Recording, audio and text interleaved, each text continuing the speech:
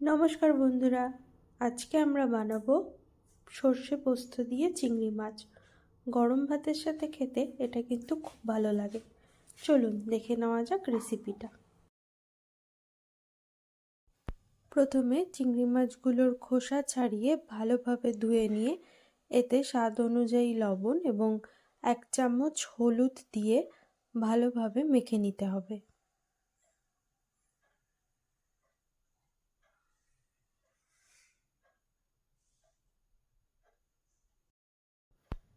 এরপর কড়াইতে সামান্য সাদা তেল দিয়ে তেলটাকে গরম করে নেব।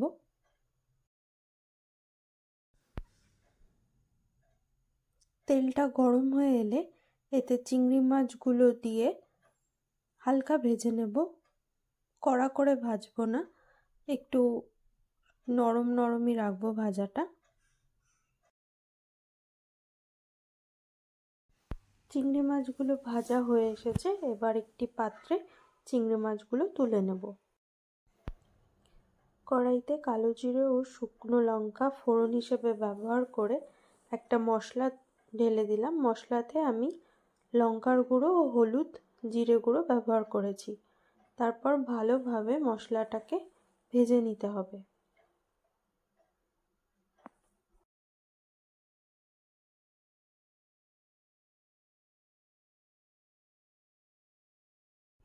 মশলাটা ভাজা হয়ে এলে পোস্ত, সর্ষে এবং কাঁচা লঙ্কা বাটা তেলের ওপর দিয়ে দিলাম। পোস্তর পরিমাণটা একটু বেশি নিতে হবে, সর্ষেটা একটু কম নিতে হবে।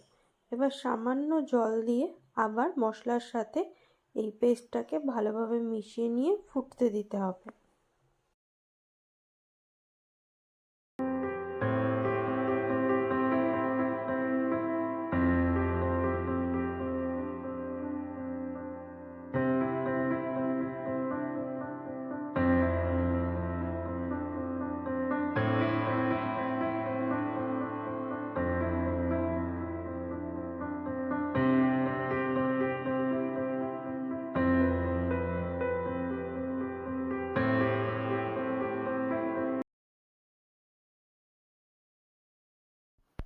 5-7 মিনিট ফোটানোর পর যখন এরকম হালকা রং হয়ে আসবে, আমরা চিংড়ি মাছগুলো ওপর থেকে দিয়ে দেব এবং 2-3 মিনিট ওয়েট করব।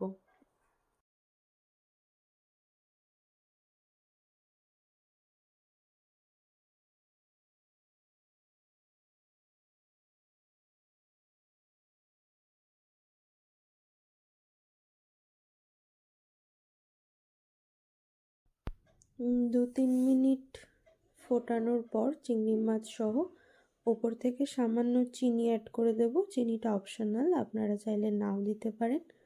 তো এটি বাড়িতে অবশ্যই ট্রাই করবেন এবং কমেন্ট বক্সে আমাকে জানাতে ভুলবেন না।